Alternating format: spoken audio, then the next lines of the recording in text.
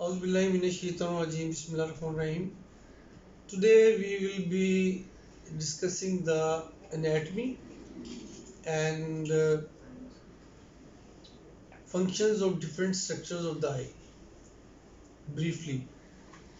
So first of all, I always say that whatever you are going to learn or study, the first thing you people must be knowing is the structure of that thing. If you don't have an imagination of the structure of any particular thing, then you can't move forward. So, regarding eye, I am going to make the sagittal section of the eye. This is cornea, okay? This is sclera. This is the outermost layer of the eye. It is called fibrous layer, and this all layer is made up of collagens, right? That is ground substance. The sclera is non-transparent white part, and cornea is transparent. Then this is the upper eyelid, and this is the eyelash. This is lower eyelid, and this is eyelash. Up, up, outward and downward, and upper is outward and upward. This is the normal anatomy, and the space between this eyelid and the sclera is conjunctiva.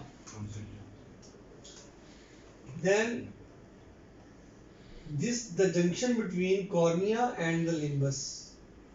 Cornea and the sclera. It is called limbus. This is iris. Okay, and the hole or defect or a puncture in the iris is called pupil. The space between the iris and the cornea is called anterior chamber. Are you getting my point? I am trying to make it very simple, and I suggest that you practice this simple diagram. And whenever you are going to attempt or think about any disease of the eye, if this diagram is in your mind, then you will be able to you will be in a very good position to answer to clinical questions and other things. This is the anterior chamber, this is the cornea. Now here is the ciliary body. It is not visible. Ciliary body is in continuation with the iris, and from the ciliary body are the zonules or suspensory ligaments, and suspensory ligaments are holding the crystalline ocular lens, transparent crystalline ocular lens. Okay, and from here to here, this is the vitreous cavity, which contains vitreous humor. This is the aqueous chamber, anterior chamber. It contains the aqueous humor. It contains the vitreous humor. Then this is the outermost layer, the fibrous layer, the middle layer. Middle layer starts from the ciliary body, and in continuation with that, this is the choroid, and it is attached with the ciliary body, which in turn is attached with the iris. So iris, ciliary body, and choroid make the middle layer, which is the vascular layer, middle vascular layer. And then the innermost layer. Innermost layer is the neurosensory retina. Got it? This is the neurosensory retina, and here is the optic nerve. This is the schematic basic anatomy of the eye from the sagittal section. Now, from the same diagram, we will try to find out the functions of gross functions of different structures. Basically, eye is meant to see, and all the apparatus present in the eye is made to make a sharp image in the center and dim image in the peripheral view. Like if I am looking straight ahead at, at for example,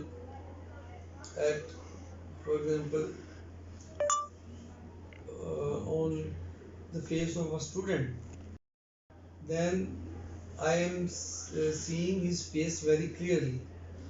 At the same time, Something my went wrong. Please try again. close the red button below, not the recording button, Yes, sir. on the right side, which is voice. Okay,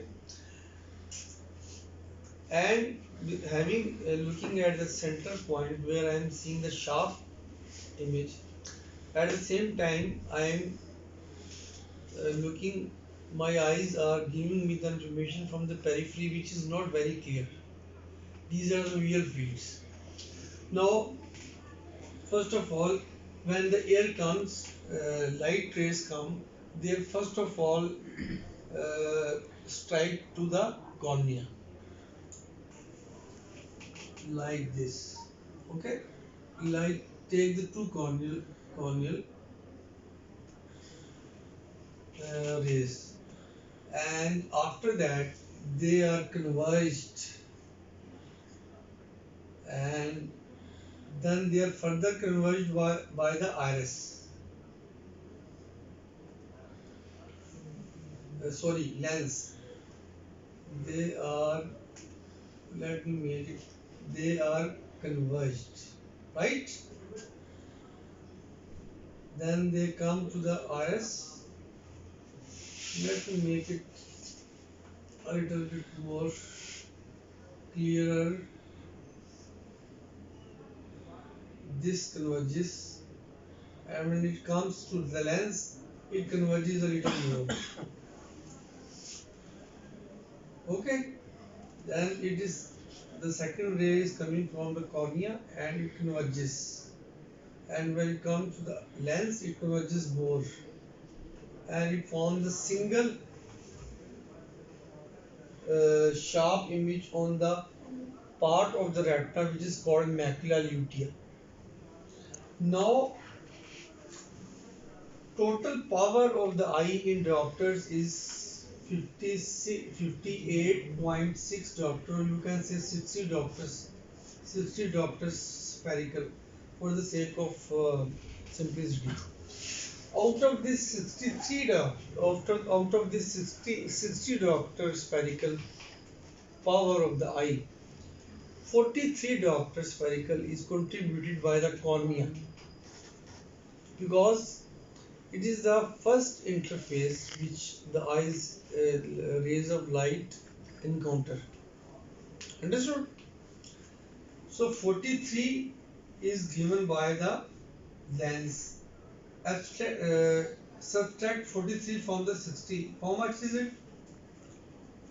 Sir, 17. 17. So the remaining 17 is contributed by the lens.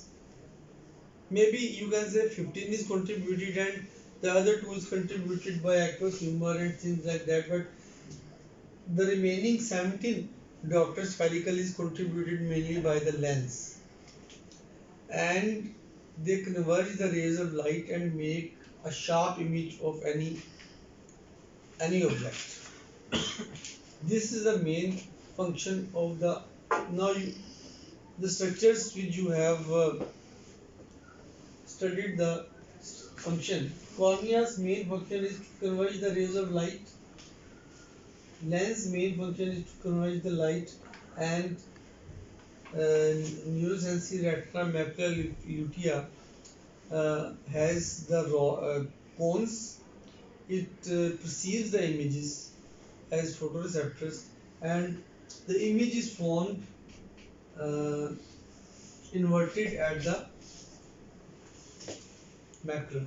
And in the cerebral cortex, it goes and it is erected, or it is seen as it is. So brain changes its position upside down and lateral inversed. Okay. Now other important functions briefly apart from vision. Uh, the aqueous humor,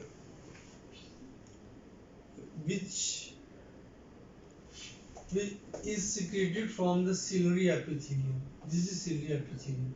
From here, this is the posterior chamber. Posterior chamber, very small part between the lens and the iris. It is secreted. Aqueous humor is secreted from the non-pigmented epithelium of the ciliary body, and through the pupil, it comes into the anterior chamber. The junction between the iris and the cornea makes the trabecular meshwork, and through the trabecular meshwork it goes out into the episcleral veins, and through the episcleral veins into the general circulation. This is the secretion and excretion of the aqueous humor. Understood? And if the intraocular pressure is increased above 21 mm of mercury, 20 mm of mercury till is normal. If it is persistently 21 mm mercury, there should be a suspicion that the patient is having glaucoma, which is called kala motia in Urdu, and it is a silent killer. It causes It is the most common cause of irreversible blindness worldwide because it damages the optic nerve. It is an optic neuropathy, and this is the dynamic of intraocular aqueous humor, and it's uh, because of the aqueous humor the intraocular pressure is increased. It is usually uh, it is not very well understood whether the aqueous humor is secreted more or drained less, by which it is accumulated in the aqueous humor. By anyways, when it increases in the aqueous humor, the pressure increases. Secondly, uh, the other functions in the ocular structure, lens. The sole function of the lens is to, till the age of 40 years, it focuses the image at certain points like here and here. It changes its shape according to the contraction and relaxation of the ciliary muscle. It becomes oval, it becomes steep. When it becomes oval, the power is increased, and when it becomes steep, the power is decreased. You people must have seen that after 40 years, almost all the people use the reading glasses. It is because the ciliary muscle and the lens both become sclerosed, and they are not now, lens is not now not able to change its shape as frequently. It is a situation or a condition which is called presbyopia, and it is normal aging process like whitening of the hair. Uh, if, for example, usually after 60 years or around about 70 years, the lens, which is made up 98% of it is made up of proteins and water. The proteins are coagulated because of aging, and they convert into the clear lens is converted into a whitening structure, and we call it cataract or Safed Motia. And cataract is the most common cause of reversible blindness as opposed to glaucoma, which causes irreversible blindness. It causes reversible blindness, uh, and biopacification of the lens. And we do the cataract surgery. We replace this opacified lens with artificial lens, and the patient regains his visions to 6 by 6 if there is no other problem on the retina or any other place. For near, he will continue to use the near glasses. Nowadays, some intraocular lenses are uh, being made, which are uh, set both for far and near, and near glasses are no more required. Now we come to the retina. The sole function of the retina is that to perceive the images, and retina is projected upside down and laterally inverted. For example, if this is my right eye, this is my temporal retina. If rays of light are falling here, they will be perceived by me as something on my nasal side.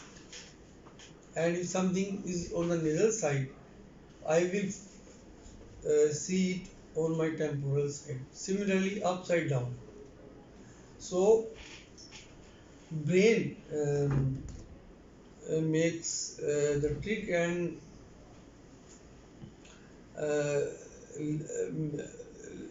makes us is easier for us to see it as they are actually present. Uh, the two important landmarks in the retina, one is the macula, which is responsible for the sharp vision, and one is the optic nerve. This is macula, and the macula is not a structure which can be seen. It is a, you can say, if this is retina, look at my hand. If this is retina, then this dip in the retina is macula lutea. Actually, it is not a separate structure. And optic nerve, yes, it is a separate structure. It has got four parts. Cranial nerve coming from the brain and enters 1 millimeter inside the eye, and from 1.2 billion ganglions in the retinal nerve fiber layer. Uh, Axons of all the 1.2 billion ganglions make up the optic nerve, which combines with the optic nerve of the other eye and makes the optic chiasma. And it takes away all the information, all the vision, central vision, peripheral vision, night vision, color vision, all these things are carried out by the optic nerve to the brain at the area 17. Okay. Then the middle layer is the choroid. Choroid is a vascular layer. Its basic function is to give the nutrition to the retina. Retina is neurosensory retina is also vascular. It it gets oxygen not only from central retinal artery and drained by central retinal vein, but it has a dual nerve supply. It gets the second nerve supply from the choriocapillaries, which is present just behind the retina. Getting my point? Behind the retina is the choroid, and the function of the sclera behind the choroid is the sclera. Function of the sclera and cornea, being a fibrous layer, is to keep the shape of the eye integral. Don't let it collapse because they are fibrous layer. And the anterior part is transparent, being the cornea, and there are many reasons why cornea is transparent, and we will discuss it later when we will discuss in detail the cornea. So this is the uh, basic structure and basic functions of an eye. Thank you very much.